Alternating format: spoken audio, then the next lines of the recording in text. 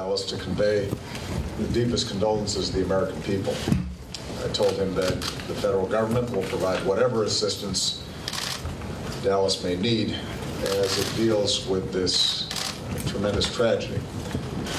We still don't know all the facts. What we do know is that there has been a vicious, calculated, and despicable attack on law enforcement.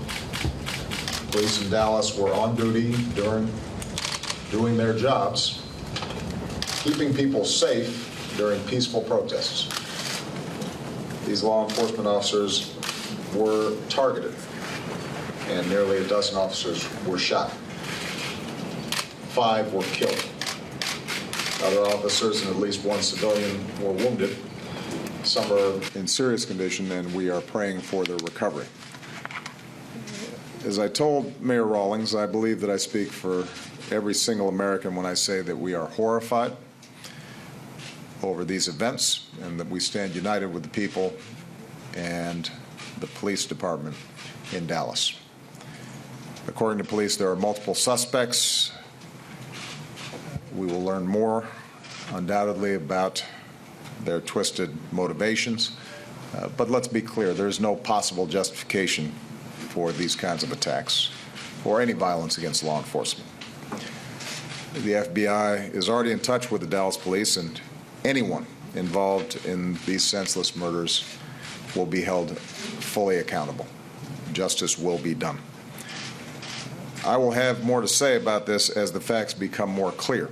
For now, let me just say that even as yesterday I spoke about our need to be concerned as all Americans about racial disparities in our criminal justice system, I also said yesterday that our police have an extraordinarily difficult job, and the vast majority of them do their job in outstanding fashion. I also indicated the degree to which we need to be supportive of those officers who do their job each and every day, protecting us and protecting our communities. Today is a wrenching reminder of the sacrifices that they make for us. We also know that when people are armed with powerful weapons, unfortunately, it makes attacks like these more deadly and more tragic. And in the days ahead, we're going to have to consider those realities as well. In the meantime, today, our focus is on the victims and their families. They are heartbroken. The entire city of Dallas is grieving. Police across America, which is a tight-knit family, feels this loss to their core. And we're grieving with them. I'd ask all Americans to say a prayer for these officers and their families. Keep them in your thoughts. And as a nation, let's remember to express our profound gratitude to our men and women in blue, not just today, but every day. With that, I want to thank Presidents Tusk and Juncker for our work here today in Warsaw. I've worked with Donald in his previous capacity as Prime Minister here in Poland, and I've appreciated this chance to work with Jean-Claude. Our meeting comes, as I think everybody's aware, at a critical moment for the European Union. The vote in the United Kingdom to leave the EU has created uncertainty about the future of European integration. And unfortunately, this has led some to suggest that the entire edifice of European security and prosperity is crumbling. There are those who've been questioning, what does this mean for the transatlantic relationship? Let me just say, as is often the case in moments of change, this kind of hyperbole is misplaced. I want to take the opportunity to reaffirm some basic points that bear repeating. First, based on my recent discussions with Prime Minister Cameron, Chancellor Merkel, and now here today, I am absolutely confident that the UK and the European Union will work together in a pragmatic and cooperative fashion to ensure that the UK's transition is orderly and smooth. No one has an interest in protracted adversarial negotiations. Everybody has an interest in minimizing any disruptions as the UK and the EU forge a new relationship. Second, even as we face the difficulties of this moment, we cannot lose sight of the extraordinary achievement that European integration continues to be. More than 500 million people speaking 24 different official languages in more than 24 countries, 19 with a common currency. Every member of the EU is a democracy. No EU country has ever raised arms against another. An integrated Europe is one of the greatest political and economic achievements of modern times. And this is an achievement that has to be preserved. Third, and for all the reasons I just mentioned, the United States has a strong and enduring interest in a united democratic Europe. We're bound together by ties of history, family, and our common values, our commitment to democracy, pluralism, human dignity. Our economies are deeply woven together with the largest trade and investment relationship in the world. The security of America and Europe is indivisible, and that's why for nearly 70 years the United States has been a staunch champion of European integration, and we will remain so. Fourth, given our shared interests, Europe will remain a cornerstone of America's engagement with the world. European countries are and will remain among our closest allies and friends, and Europe is an indispensable partner around the globe. Indeed, even as we manage the implications of Brexit, our work today shows that we're going to continue to be focused on pressing global challenges. We agree that the United States and the EU can do more together for our shared security, and we'll keep working to provide each other information to stem the flow of foreign terrorist fighters and prevent terrorist attacks, and we will do so in a way that continues to protect privacy and civil liberties.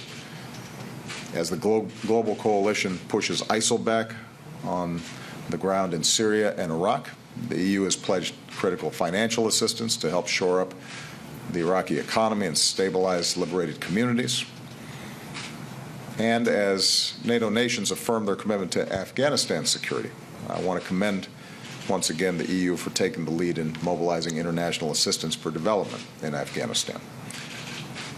Here in Europe, we'll continue to support Ukraine as it undertakes important political and economic reforms. The U.S. and EU are united in our commitment to maintaining sanctions on Russia until they fully implement its obligations under the Minsk Agreement. And with President Tusk and Juncker set to attend today's North Atlantic Council meeting, we have an opportunity to deepen security cooperation between NATO and the EU. We also agree that on both sides of the Atlantic, we have to address economic frustrations and anxieties of many of our people, feelings that undoubtedly contributed to the Brexit vote, fears that they're being left behind by globalization and economic integration. Our governments, including the EU, cannot be remote institutions. They have to be responsive and move more quickly with minimal bureaucracy to deliver real economic progress in the lives of ordinary people. In particular, we discussed the importance of public investments like infrastructure, education, innovation, and security to stimulate growth and job training to help reduce inequality and unemployment, especially for young people here in Europe. That's been the right thing to do for years, both for the long term and the short term. But at a time when heightened uncertainty in the global economy is potentially amplifying the headwinds that we all face, these policies make even more sense today.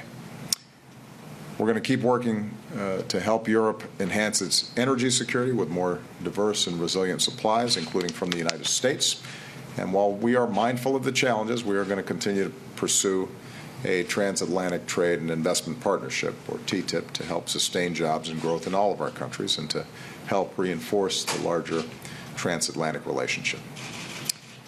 And finally, we're stepping up to cooperate on global challenges. And I want to take this opportunity to commend the EU for the generosity and compassion that so many EU countries have shown desperate migrants, men, women, and children who have fled to Europe.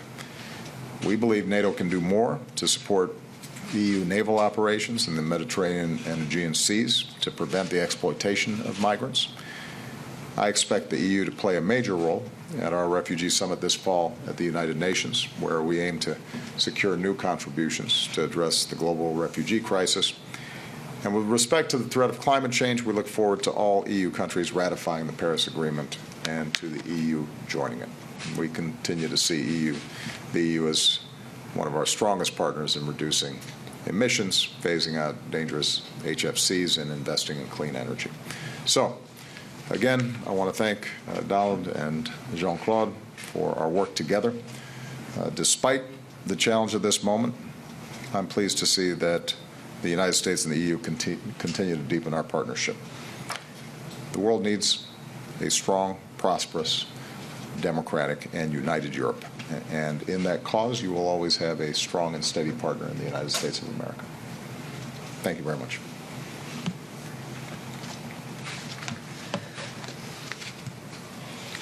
Before anything else, I want to say that I'm deeply sorry about what has happened in Dallas. We are with you in this, as well as with the families and loved ones of the victims, and sorry again.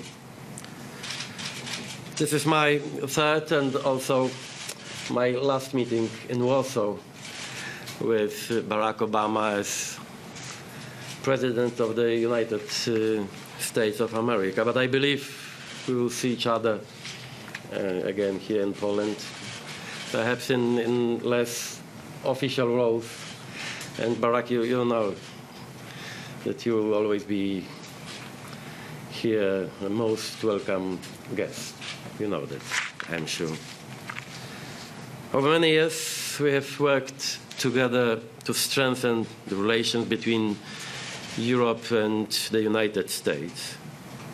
Today, the need for such effort is even more visible. I remember 27 years ago,